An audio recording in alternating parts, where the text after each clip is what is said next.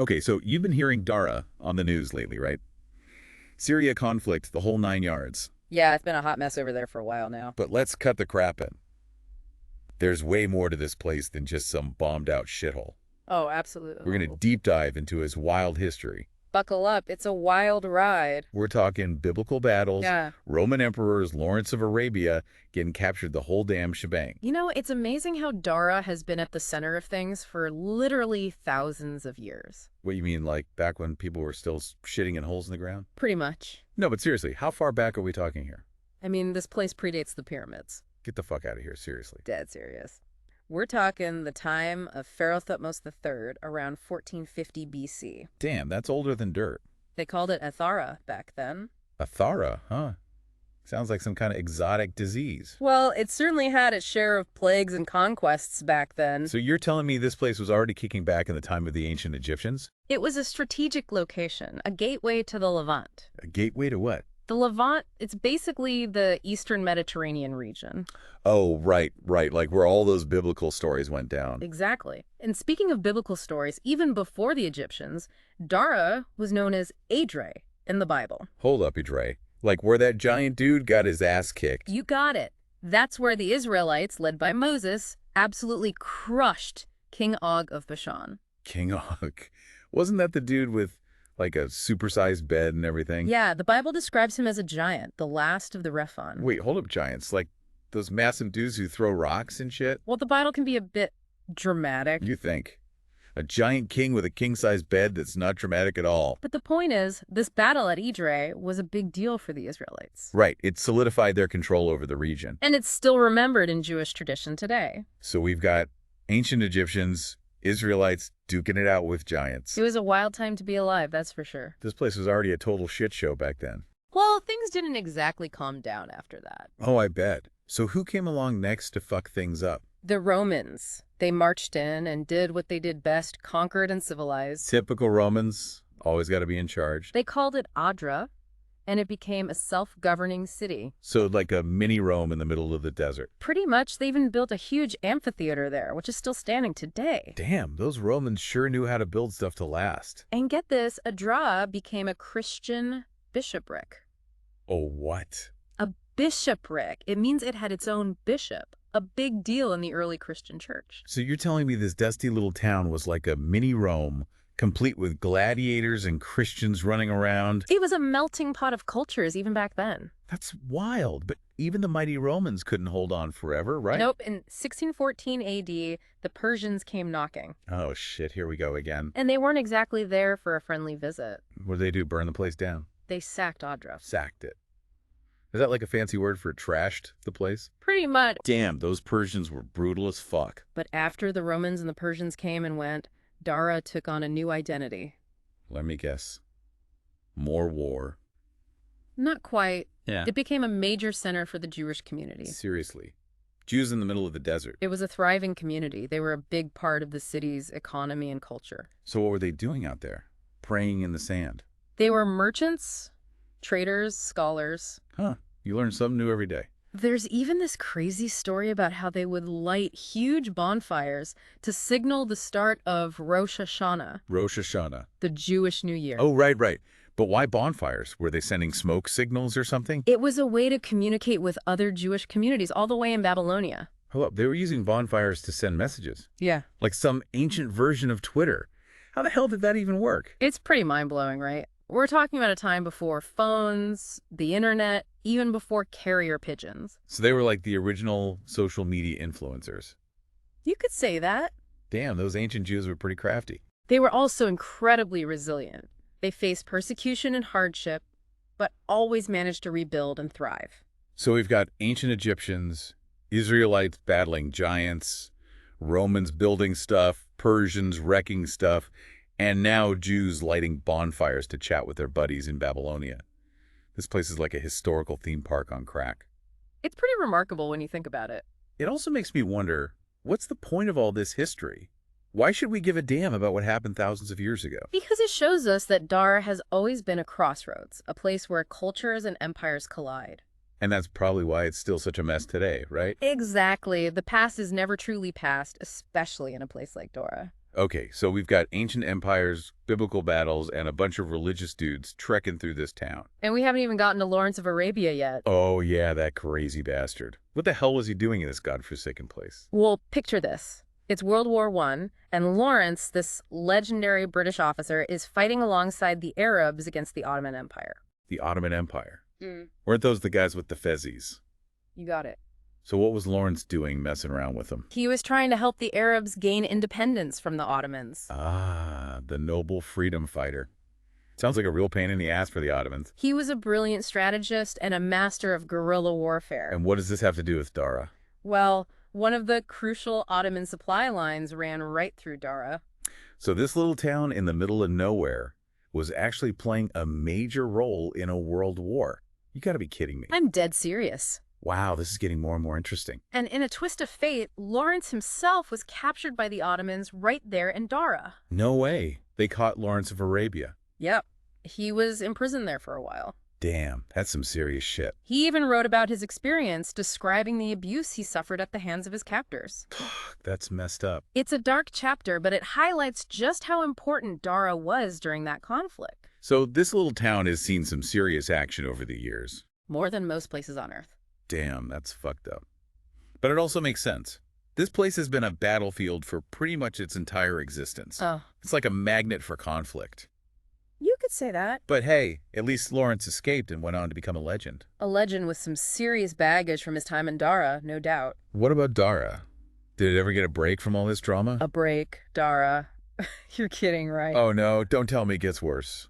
Just wait till you hear what happened in 2011. Uh-oh, this doesn't sound good. That's when this place became the epicenter of the Syrian uprising. The Syrian uprising? Wait, that's the one with Assad and all that, right? The one and only. So you're telling me this little town that's been through biblical battles and world wars somehow managed to get caught up in another major conflict?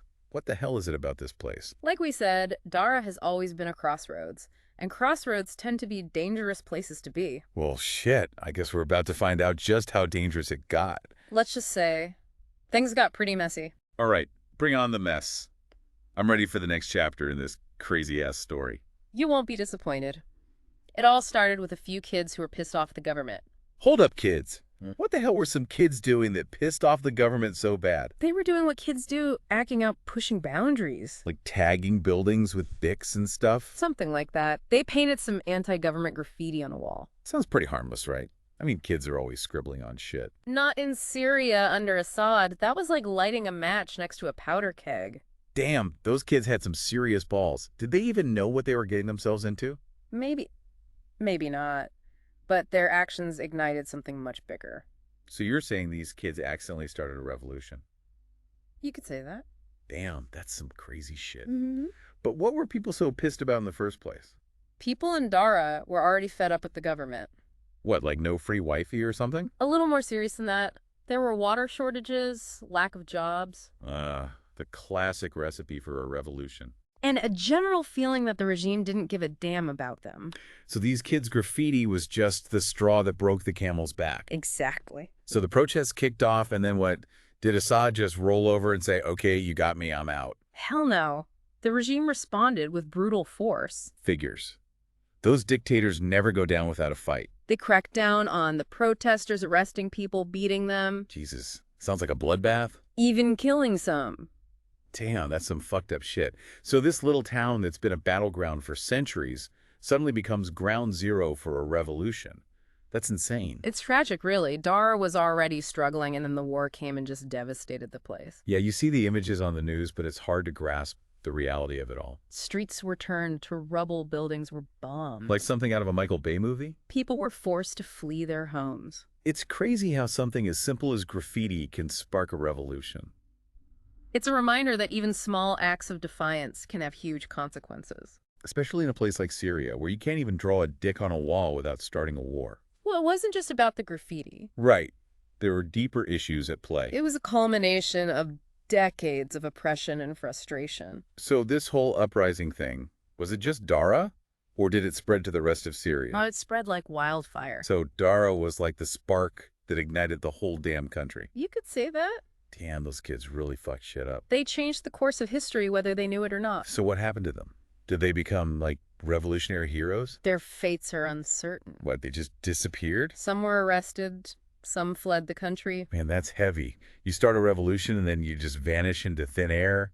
It's like something out of a spy movie. It's a reminder that revolutions are messy and unpredictable. And that dictators don't like being told to fuck off. Exactly. So Daraa kicked off the Syrian uprising, the country went to shit, and now we've got this whole refugee crisis and ISIS running around and all that jazz. It's a complicated situation with a lot of players and a lot of agendas. Yeah, way too complicated for my tiny brain to wrap my head around. The main takeaway is that Daraa played a pivotal role in a major historical event. And that it's probably still a total shithole. Unfortunately, that's probably a safe assumption. Well, shit. This whole story's pretty depressing. It's not all doom and gloom. Oh, really? What's the silver lining in all this mess? The people of Daraa have shown incredible resilience in the face of adversity. Resilience? What, you mean they're really good at dodging bombs? More than that, they've maintained their sense of community, their culture. Even after all the shit they've been through. Exactly, and that's something we're celebrating. So where do we go from here? What's the future hold for this little town that's been through so much shit? Honestly, your guess is as good as mine. But you're the expert, damn it. Give me some insights. What could Daraa become if this whole Syrian mess ever gets sorted out? Well, it could go a few different ways. It all depends on how things shake out politically and, if they can ever get rid of those assholes who like blowing shit up. So best case scenario, what's the dream for Daraa? Best case, well, it could become a kind of model city for the region. A model city? You mean like a shining beacon of hope and all that crap? Something like that. Think about it. Daraa has this incredible history. I mean, we've talked about all the empires and civilizations that have passed through there. Yeah, Romans, Persians, Ottomans, the whole gang. They've all left their mark on the city. If they can preserve and restore those historical sites, it could be a huge draw for tourism. Tourism? You mean like people actually wanting to visit this place? Why not? People love ancient ruins, and Dara's got them in spades. Plus, think about all the stories that place has to tell. Yeah, stories of war and destruction, mostly. Not exactly a fun family vacation, is it? Well, it's not all doom and gloom. Daraa also has a rich cultural heritage. It used to be a place where different religions and ethnicities lived together in relative harmony. Until Assad came along and fucked it all up. Right, but that doesn't mean it can't be rebuilt. Imagine a place where people from different backgrounds can come together to celebrate their shared history and culture. Okay, I can see that. A kind of Middle Eastern melting pot. But what about the economics? Can this place actually make some money? Absolutely. Daraa's got a strategic location. It's right on the border with Jordan, a relatively stable country. It could become a hub for trade and commerce, a gateway between the Middle East and the Mediterranean. So you're saying this war-torn city could become the next Dubai? That's a bit of a stretch, isn't it? Maybe not Dubai, but definitely a place with economic potential. It all comes down to investment and political will. Yeah, and let's not forget peace. That's kind of a prerequisite for all this to happen, right? Absolutely. Peace is the key. Without it, all the tourism and economic development in the world won't mean a damn thing. So we're basically saying that the future of Daraa is a big question mark. That's the honest truth. It could become a shining example of post-conflict reconstruction, or it could remain a symbol of war and division. I guess only time will tell. But hey, at least we got to explore this crazy-ass history and learn some shit along the way, right? That's what we're here for, to dig into the past and try to make sense of the present. And to remind ourselves that even in the most fucked up situations, there's always hope for something better. Exactly. Hope is a powerful thing, and it's something we should never lose sight of. Well said. So to all our listeners out there, keep your eyes on Daraa. This little town has already made its mark on history, and who knows what the future holds. Maybe one day it'll be a place of peace and prosperity, and maybe, just maybe, it can serve as an example for the rest of that messed up region. Until then, stay informed, stay curious, and stay hopeful. Peace out.